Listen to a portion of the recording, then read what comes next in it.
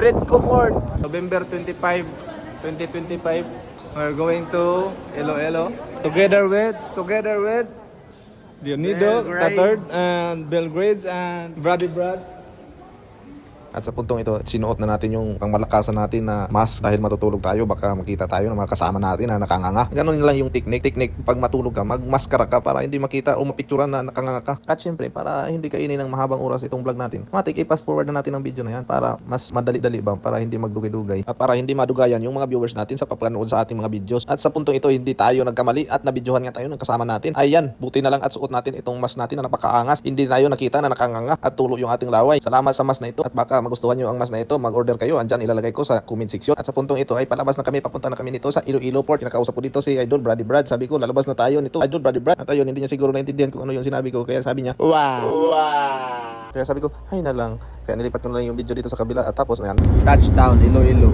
Siyempre, video natin yung paligid paglabas natin sa Iloilo para makita natin kung ano ang nasa paligid dito at anong itsura ng mga tao dito. Ayan, kalabas na nga tayo dito sa sinakyan natin na barko. Yung barko na to ay Fastcraft pala. Ang pangalan nito ay Wisam. Kung gusto nyo nito sumakay, nandun lang sa may port ng Bacolod. Doon sa Bridco, magpunta lang kayo sa may ticketing at port ng Iloilo. Matic, videohan natin para evidence na nandito na tayo. I-zoom natin. Ayan, Iloilo, Fastcraft. Dahil sa sobrang init, ayan, napapakuliot na tayo dito sa ating mukha. At dinagtagal, nandito na tayo, nagantay na tayo ng taxi para mapunta tayo doon sa ating binok na hotel. Doon sa hotel ay mayroon tayong mahigaan at makapagpahinga na tayo dahil sobrang pagod dito sa pagbiyahe natin. Kaya ayan, video ko na dito yung mga taxi na kulay puti. Magantay pa pala kami dito dahil pila-pila pala ang taxi dito. Yung taxi dito ay sobrang maganda kasi malinis at kulay puti ang taxi. Ano na ba itong mga pinagsasabi ko? Parang hindi ko naman ito makabaluan at malalaman kung ano mga pinagsasabi ko, hindi ko maintindihan. Matik, binidyohan ko rin yung aking mukha. Akala ng kasama ko ay nagpicture ako.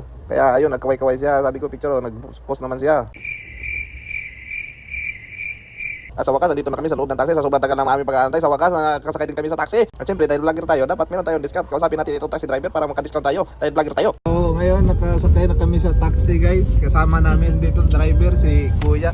Kuya, ang pangalan mo, Kuya? Alan. Kasama namin kasama ka sa vlog, Kuya.